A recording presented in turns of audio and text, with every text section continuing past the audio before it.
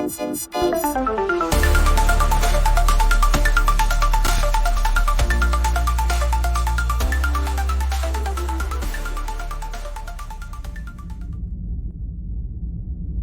Since I was 12 years old, I've idolized the physiques of bodybuilders of the late 70s, in particular Boyer Coe, Frank Zane, and Danny Padilla. But the physique that jumped out to me the most was the angular and chiseled Steve Davis.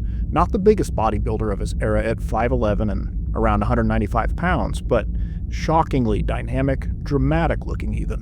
When first getting back into gym life in my early 20s, I asked myself, can I build a classic physique like Steve Davis without using PEDs?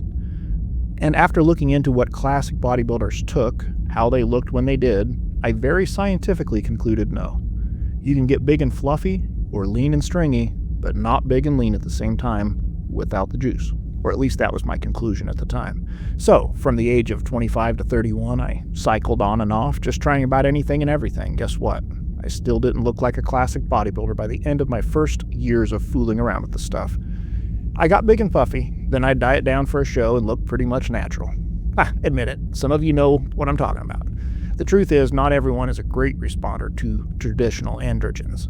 Plus, I didn't know half as much about what I was doing as I thought. After being completely off everything, and only casually lifting for nearly a decade, I got my test levels checked. One caveat, sometime in that clean period I heard of a new SARM and tried it out. For a few months. Given my 20s and my reckless use of a harsh SARM, my test levels were wrecked, and I went on TRT via clinic. Almost immediately, they bumped me to the highest allowable dose per week at 175 milligrams. Remember I said I'm not a great responder? Yeah. 175 milligrams kept me between 500 to 650 nanograms per deciliter. Not bad, but not optimal. I like to keep around 900 to 1,000 if I can. Still in range, but at the tippy top. Given the experiments that I do and what I talk about, how much does that help? Well, it takes me from slightly below average levels to dang good genetic levels. And I don't have dang good muscle building genetics, so it helps. With this in mind, someone recently asked, can the natural myogenesis approach work for a lifter with average test levels, i.e. no TRT? My answer was yes, but the TRT helps by preventing low points in test levels as you diet. It's not so much an issue when you're refeeding and growing, as your test levels will likely bump up slightly and temporarily during that phase. So, as an overall safety net, TRT is great, i.e., even a caveman that messes up their diet and stuff from time to time can still keep from going into severe muscle catabolism. During extended dirty fasting, we're already fat adapted, in ketosis, and burning fat for energy instead of glucose and protein from the muscle. But there are times when fasting that, without the safety net of a TRT, test levels are going to dip. However, this is offset to a large degree by a great big raise in GH production by day 5 or so of the fast. Supposedly levels go up about 5 times normal. So, even your average fitness fanatic will lose minimal muscle on a week-long fast. For example, the author, Tim Ferriss, regularly fasts and proved that using the ketosis first method, he only lost a few ounces of muscle during an extended fast versus a prior fast when he was not fat adapted, where he lost several pounds of muscle. Tim is a healthy guy, but by no means a competitive bodybuilder, and not on some huge amount of anything, while he fasts.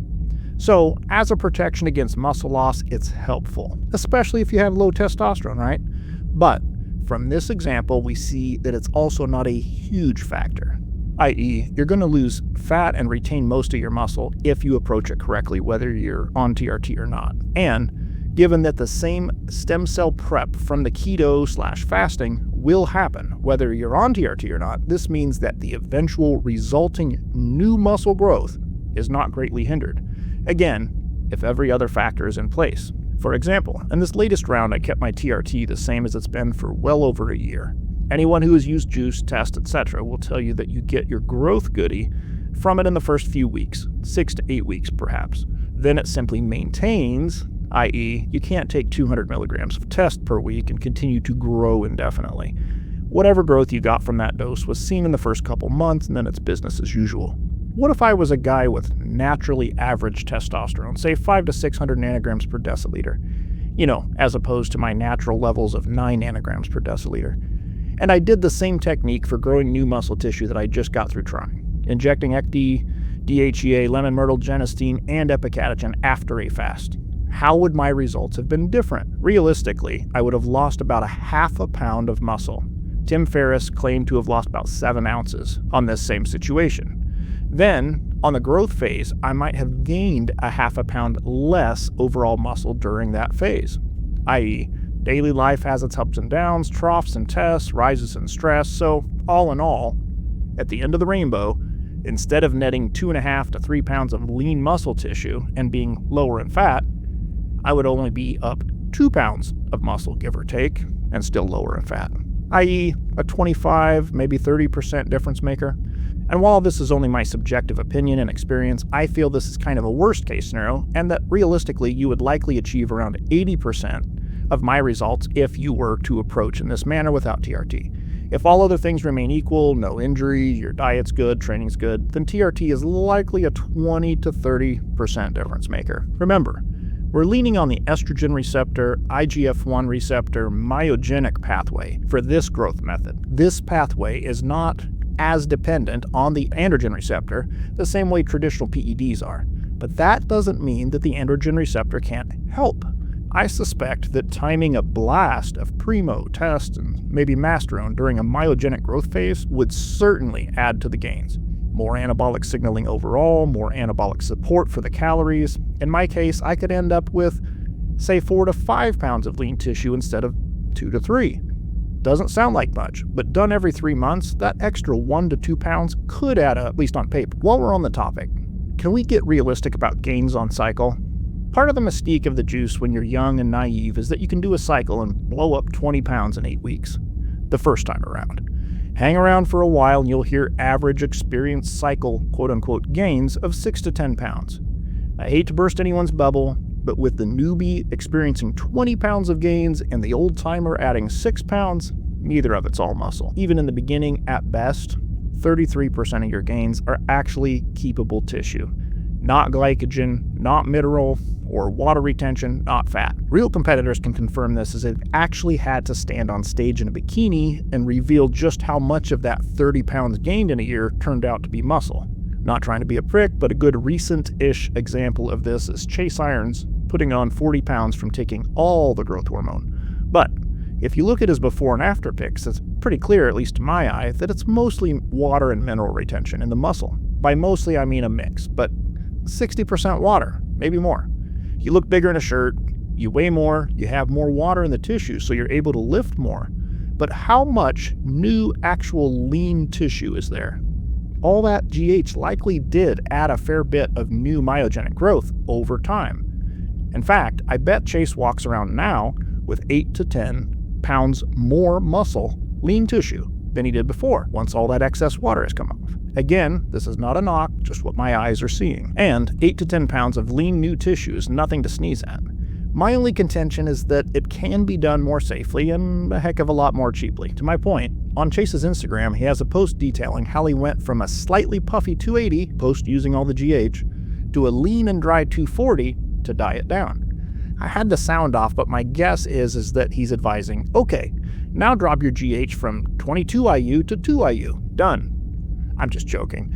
I know what he's up to and it's working for him. Like I say, he added probably 8 to 10-ish pounds of lean muscle and lots of water on the way up. Then on the way down, dropped 8 to 10 pounds of fat and 30 pounds of water, which leaves him with more muscle, less fat. That's our goal, right? So definitely more than one way to do it, and he's presented everything openly and very well. I said last week that I wasn't sure if I was done growing or not from this latest growth blast. After continuing since last posting a week ago, I've put on 3 more pounds.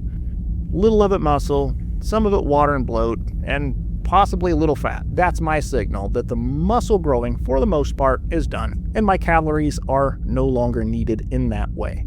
It's time to reset insulin sensitivity. I'm all topped off, full, ready to repeat the process with a few extra pounds of muscle. 2 weeks of keto is my next step before another fast. This time, I'm going to run dihexa during my stem cell prep phase, as I have heard first-hand reports of it supercharging the results of this phase, i.e., recruiting more stem cells than expected for a bigger than expected growth blast following its use.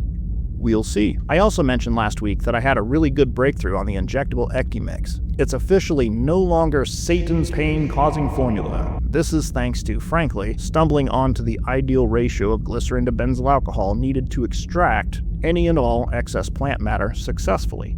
It's so much smoother. Some of you early testers have packages coming. Also, I found that the MVP addition to my latest experiment was epicatechin. Like Ecti, epicatechin is a son of a bitch to successfully get into solution. I'd like to add it to the current Ecti mix to make an all-in-one natural myogenesis injection. Topical solution. But epicatechin has its own heat degradation challenges, so the subject of this week's free Patreon vid will be, can we make a high-grade injectable from medium-grade Ecti using the new extraction technique?